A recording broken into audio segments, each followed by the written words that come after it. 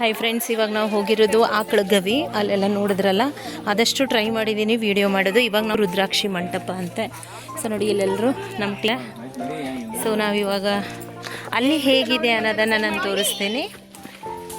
So ನಾವು ಇವಾಗ ಹೋಗ್ತಾ ಇರೋದು ರುದ್ರಾಕ್ಷಿ ಮಂಟಪ. ಉಳುವಿಯ ರುದ್ರಾಕ್ಷಿ ಮಂಟಪವು ಉತ್ತರ ಕನ್ನಡ ಜಿಲ್ಲೆಯ ದಾಂಡೇಲಿ ಸಮೀಪವಿರುವ ಪ್ರಸಿದ್ಧ ಪುಣ್ಯಕ್ಷೇತ್ರ ಉಳುವಿಯ ಒಂದು ಪ್ರಮುಖ ದಾರ್ಶನಿಕ ಸ್ಥಳವಾಗಿದೆ.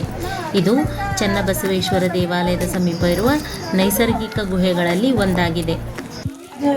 ರುದ್ರಾಕ್ಷಿ ಮಂಟಪದ ವಿಶೇಷತೆಗಳೇನೆಂದರೆ, ಐತಿಹಾಸಿಕ ಹಿನ್ನೆಲೆ. ಕ್ರಿಸ್ತಶಕ 1160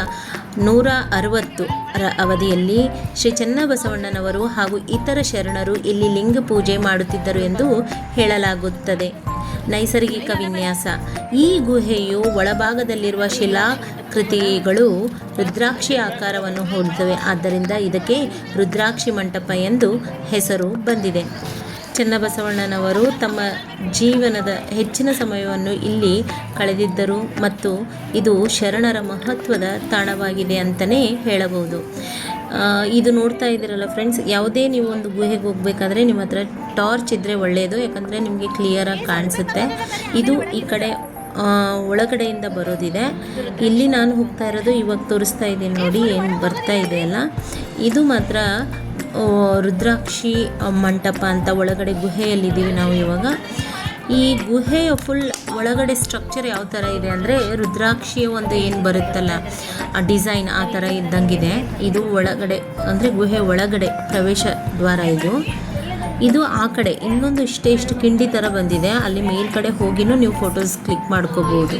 ನೋಡಿ, ಈ ಗುಹೆ ಎಷ್ಟು ಚಿಕ್ಕದಾಗಿದೆ ಅಂದರೆ ನೀವು ಆರಾಮಾಗಿ ಒಂಚೂರು ಬಗ್ಬೇಕು, ಆಮೇಲೆ ನೀವು ನಡ್ಕೊಂಡು ಹೋಗ್ಬೋದು. ಬಟ್ ತುಂಬ ಕತ್ಲಿರುತ್ತೆ. ನಾನು ಮೊದಲೇ ಹೇಳಿದ ಹಾಗೆ ನಿಮ್ಮ ಹತ್ರ ಟಾರ್ಚ್ ಇದ್ದರೆ ಒಳ್ಳೆಯದು.